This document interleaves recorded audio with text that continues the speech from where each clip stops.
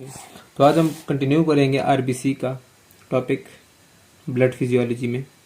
और आरबीसी के टॉपिक में आज हम डिस्कस करेंगे हेमोग्लोबिन के बारे में कि हेमोग्लोबिन क्या चीज़ है, कैसे बनती है, उसकी क्या टाइप्स हैं, क्या उसके डेरिवेटिव्स हैं, सारा कुछ। ठीक है, हेमोग्लोबिन।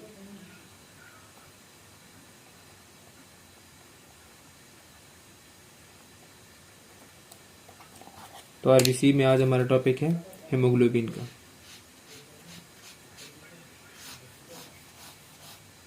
सबसे पहले तो हम डिस्कस करते हैं कि ये कहाँ पे प्रोड्यूस होता है या कौन इसे प्रोड्यूस करता है। प्रोडक्शन। तो हेमोग्लोबिन की जो प्रोडक्शन है उसके दो पार्ट्स होते हैं, एक हीम पार्ट और एक ग्लोबिन पार्ट। तो जो हीम पार्ट है हमारे पास, ये कौन बनाता है? इसे बनाता है हमारे पास माइटोकॉन्ड्रिया। और ग्लोबिन पार्ट ऑब्वियसली प्रोटीन है, तो कौन बनाएगा इसको? राइबोसोम्स। और जो थर्ड मेन कंस्टिट्यूएंट आयरन, वो आपको पता है कि हमें फूड में चाहिए। तो ये हमारे पास तीन मेन कंपोनेंट्स हैं, ये मिलेंगे तो हेमोग्लोबिन बनेगा। ठीक है, अब जो हमारे पास हेमोग्लोबिन है इसके कुछ फीचर्स हैं, अब हम वो डिस्कस कर लेते हैं।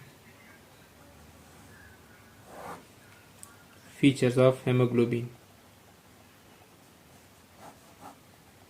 फीचर्स में क्या है कि ये हमारे पास कैसे प्रोटीन्स हैं? These are globular proteins, mean the shape of this proteins are is globular in shape. फिर आते हैं हमारे पास कि क्रोमो प्रोटीन्स है, कलरफुल प्रोटीन्स है। और कौन सा कलर है इनका? नॉर्मल केस में रेड। ठीक है, इनका कलर कौन सा हमारे पास? क्रोमो प्रोटीन्स का रेड। फिर आता है हमारे पास इसका नंबर, क्वांटिटी।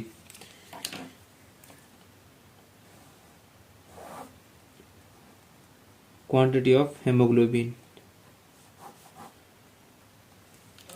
तो क्वांटिटी हमारे पास डिफरेंट होती है डिफरेंट स्टेजेस में। सबसे पहले हम डिस्कस करते हैं एट बर्थ। ठीक है, then for 3 months of age, then 1 year of age, and then adult.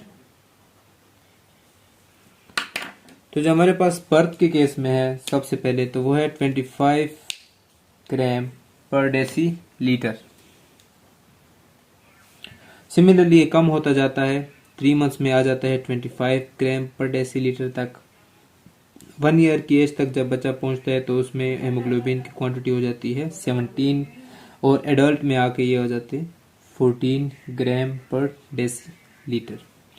तो ये इसके अंदर चेंजेस आती हैं इसकी क्वांटिटी के अंदर, जो कि इसकी एज के साथ वेरी करती हैं। और क्यों वेरी करती हैं? वो इस वजह से क्योंकि इन एज में क्या चीज़ डिफरेंट हो रही होती है, साथ में हेमोग्लोबिन की जो टाइप्स है। ठीक है, तो हर टाइप की अलग एफिनिटी है ऑक्सीजन की तरफ, तो उनकी क्वांटिटी हमें उस तरह से ज़्यादा या कम चाहिए।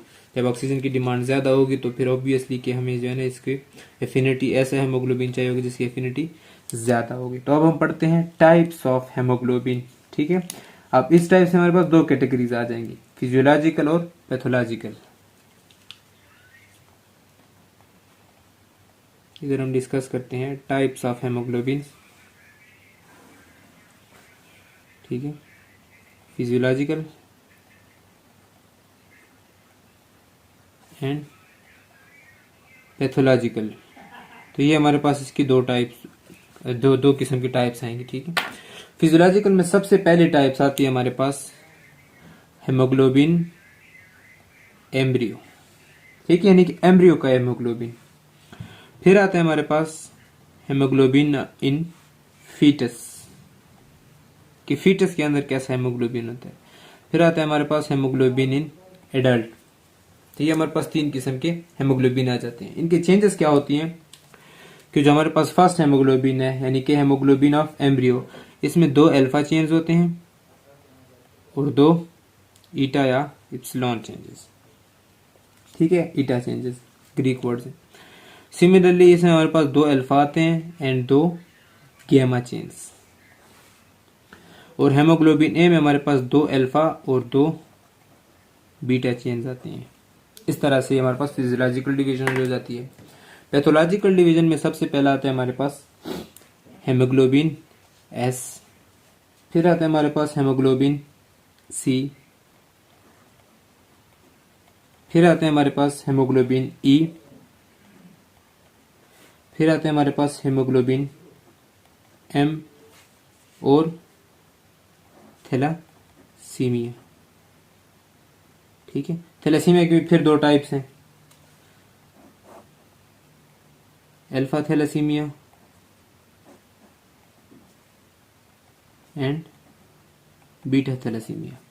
अब हेमोग्लोबिन एस क्या होता है? हेमोग्लोबिन एस जो है हमारे पास, इसमें बीटा चेन एबनॉर्मल होती है। ठीक है, बीटा चेन इफेक्ट होती है। और क्यों होता है कि वो एक ग्लूटामिन की जगह वैलिन आ जाते हैं, वो मतलब इनकी जो जेनेटिक्स है, ठीक है, वो चेंज हो जाती है। हेमोग्लोबिन सी जो है हमारे पास, ये हेमोलाइटिक एनीमिया में होता है, और इसमें कौन सी चेन खराब होती है? Beta chain. हेमोग्लोबिन ई जो है हमारे पास, ये भी हेमोलाइसिस की वजह से होती है, और इसके अंदर भी जो इफेक्टेड चेंज है वो है बीटा चेन्स। ठीक है, जो हेमोग्लोबिन एम है, इसमें अल्फा भी हो सकती है, बीटा भी हो सकती है। ठीक है, और ये कब होती है, किस वजह से होती है? ये होती है जब हमारे पास Fe+3 मौजूद होता है, यानी कि फेरी होता है, फेरी हेमोग्लोबिन होता है केस, उस केस में हमारे पास हेमोग्लोबिन की ये शेप हो जाती है। मेट हेमोग्लोबिनीमिया भी कहते हैं इसको। ठीक है, मेट हेमोग्लोबिनीमिया।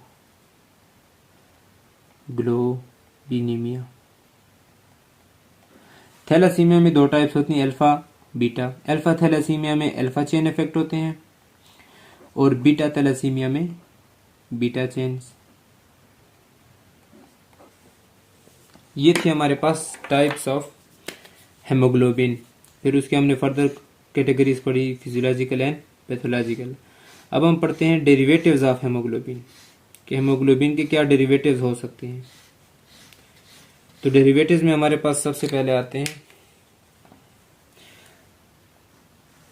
दो कैटेगरीज। ठीक है, इधर डेरिवेटिव्स ऑफ हेमोग्लोबिन।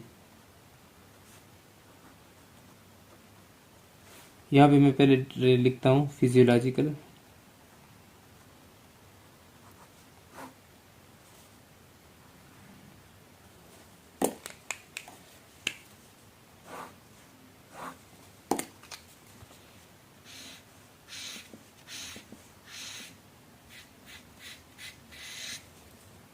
तो फिजियोलॉजिकल में सबसे पहले कंडीशन आती है हमारे पास ऑक्सी हेमोग्लोबिन की, ऑक्सी एचबी।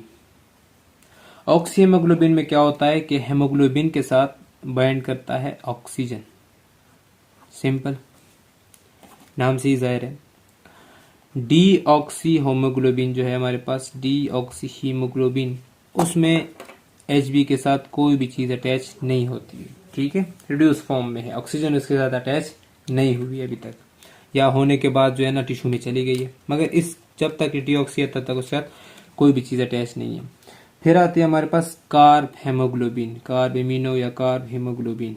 इसमें क्या होता है, इसमें हेमोग्लोबिन के साथ अटैच होते हैं कार्बन डाइऑक्साइड के मॉलिक्यूल्स। तो ये भी हमारे पास एक डेरिवेटिव है हेमोग्लोबिन का, जो कि फिजियोलॉजिकल है, यानी कि ये ठीक हो सकते हैं, ये हमारे डिसीज काजिंग नहीं है, ये कोई बीमारी नहीं काज करेंगे, कोई इनकी वजह से जो है ना कोई बॉडी को खतरा नहीं होगा। फिर आते हैं हमारे पास पैथोलॉजिकल, पैथोलॉजिकल। तो पैथोलॉजिकल में हमारे पास सबसे पहला केस आता है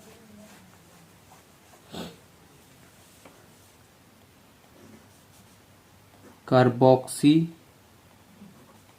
हेमोग्लोबिन। इसमें क्या होता है, इसमें जो है ना कार्बन मोनोऑक्साइड ज्वाइन करता है हेमोग्लोबिन के साथ, और कार्बन मोनोऑक्साइड की जो एफिनिटी है वो ऑक्सीजन से कई गुना ज्यादा है, तो ये जो है ना ऑक्सीजन की बाइंडिंग कैपेसिटी को खत्म या कम कर देता है, जिसकी वजह से बॉडी जो है पॉजिया में चली जाती है, और वो उसकी डेथ हो सकती है, हमारे बॉडी पार्ट्स की जिसको ऑक्सीजन सप्लाई नहीं मिल रही है। फिर केस आता है हमारे पास मेट हेमोग्लोबिन। इस हेमोग्लोबिन को हम फेरी हेमोग्लोबिन भी कहते हैं। फेरी हेमोग्लोबिन। इसमें क्या होता है कि जो इसमें हमारे पास आयरन है वो Fe+2 की बजाय Fe+3 की फॉर्म में होता है। ठीक है, मैं इधर लिख लेता हूँ Fe+3, Fe+3 की फॉर्म में होता है। इसको इसी वजह से हम फेरी हेमोग्लोबिन भी कहते हैं। अब फेरी हेमोग्लोबिन में क्या होता है असल में, इसकी जो फिजियोलॉजिकल कंडीशन है वो क्या है कि यहाँ पर हमारे पास NADPH जो एंजाइम है वो कम होता है। जब NADPH एंजाइम कम होता है तो वो इसको जो है ना ऑक्सीडाइज नहीं कर पाता, +2 में कन्वर्ट नहीं कर पाता। तो जब वो इसको +2 में कन्वर्ट नहीं कर पाता तो इसकी वजह से क्या बनते हैं, Fe+3 बनते हैं हमारे पास। और Fe+3 के बनने की वजह से हमारे पास ऑक्सीजन की कमी होगी, जिसकी वजह से साइनोटिक कंडीशन होगी, यानी कि साइनोसिस होगी। ठीक है, NADPH क्या कर रहा था, देखिए Fe+3 है, ये +2 में जाने के लिए इसको क्या करना पड़ेगा, जो अगर हम इलेक्ट्रॉनिक स्टडी में देखें तो इसको एक इलेक्ट्रॉन लॉस करना पड़ेगा, मींस इलेक्ट्रॉन लॉस करना पड़ेगा, ऑक्सीडाइज होना पड़ेगा। और अगर ये वहाँ +2 से +3 में आ रहा है तो एक इलेक्ट्रॉन इसको जो है ना फिर गेन करना पड़ेगा उस केस में। अब यहाँ पर इसने क्या किया, F+2 जो है वो नॉर्मल कंडीशन थी, तो नॉर्मल कंडीशन F+3 में वो ऑक्सीडाइज हो गया। जो NADPH नहीं मौजूद नहीं है तो इसका मतलब है ये इस स्टेट में मौजूद है। अगर NADPH होंगे तो ये Fe+3 को Fe+3 स्टेट में नहीं रहने देगा, बल्कि Fe+2 में कन्वर्ट कर देगा, यानी कि उसको रिड्यूस कर देगा। ठीक है, सो दे काज रिडक्शन। ठीक है, reduction of Fe+3 into Fe+2। और अगर ये नहीं होंगे तो फिर ऑक्सीडेशन होगी। अच्छा, देन आते हैं हमारे पास सल्फ हेमोग्लोबिन। ठीक है, इसमें क्या होता है, इसमें जो हमारे पास H2S है, यानी कि वहां से सल्फर आगे बाइंड करता है किस चीज के साथ, हेमोग्लोबिन के साथ। और इस कंडीशन में भी साइनोसिस होगी, डिस्निया भी होगा, डिस्निया इस कंडीशन में भी होगा। तो इसके फीचर्स ये हैं कि इसमें सल्फर आके बाइंड कर जाता है हेमोग्लोबिन के साथ। और ये सारे हमारे पास पैथोलॉजिकल केसेस हैं। इसके अलावा भी हमारे पास इंडस्ट्रियल केसेस भी हो सकते हैं, जिसमें लेड पॉइजनिंग आ सकते हैं। ठीक है, पीबी जो है कि आके बाइंड कर जाता है, तो वो सारी कंडीशन में क्या होगा, पैथोलॉजिकल कंडीशंस होंगी।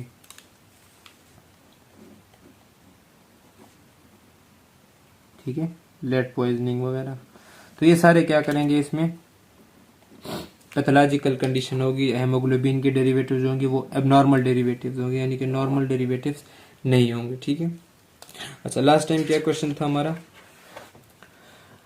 If the amount of bilirubin will increase what will happen to number of RBC. ठीक है, ये क्वेश्चन था हमारा। अब देखें, जो हमारे पास हेमोग्लोबिन बिलिरुबिन की जो क्वांटिटी है वो अगर बढ़ जाएगी तो इसका मतलब है कि आरबीसी जल्दी टूट रहे हैं। आरबीसी जल्दी क्यों टूट रहे हैं, तो आरबीसी के टूटने की वजह से जो है ना बिलिरुबिन बनता है ना। आरबीसी तब टूटते हैं जब उनका साइज नॉर्मल ना हो। ठीक है, अगर उनका साइज नॉर्मल नहीं होगा तो हेमोलाइसिस ज्यादा होगी। अब साइज जो है, मिसाल के तौर पर उसका साइज इंक्रीज हो गया, मैक्रोसिटिक एनीमिया हो गया। अब जरूरी नहीं है कि हर मैक्रोसिटिक एनीमिया में आरबीसी की तादाद कम होगी। ठीक है, अब अगर इसमें जो है ना साइज बढ़ जाएगा, नंबर 1, जब साइज बढ़ जाएगा तो ब्लड वेसल्स में से नहीं गुजर सकेंगे जो स्प्लिनिक हैं, तो इनकी डिस्ट्रक्शन क्या हो जाएगी, ज्यादा हो जाएगी। Haemolysis will be increase. जब हेमोलाइसिस इंक्रीज हो जाएगी तो बिलिरुबिन क्या होगा, इंक्रीज होगा। और बिलिरुबिन के इंक्रीज होने की वजह से और मजीद जो है ना आरबीसी बनेंगे। ठीक है, तो ओवरऑल आरबीसी का काउंट क्या होगा, हमारे पास कम होगा, मगर रेटिकुलोसाइट का काउंट ज्यादा होगा। ठीक है, तो उसका आंसर क्या था हमारे पास कि आरबीसी की जो क्वांटिटी है वो कम होगी अगर हेमोग्लोबिन ज्यादा होगा। ठीक है, नेक्स्ट क्वेश्चन है हमारा कि अगर मैच्योरेशन फैक्टर जो है ना वो कम होंगे तो आरबीसी का साइज क्या होगा। ठीक है,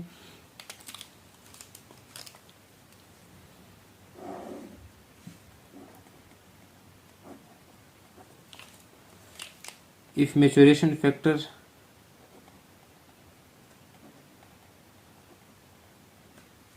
are decreased, ठीक है, size of RBC will be increase, decrease, neutral। First increase then decrease.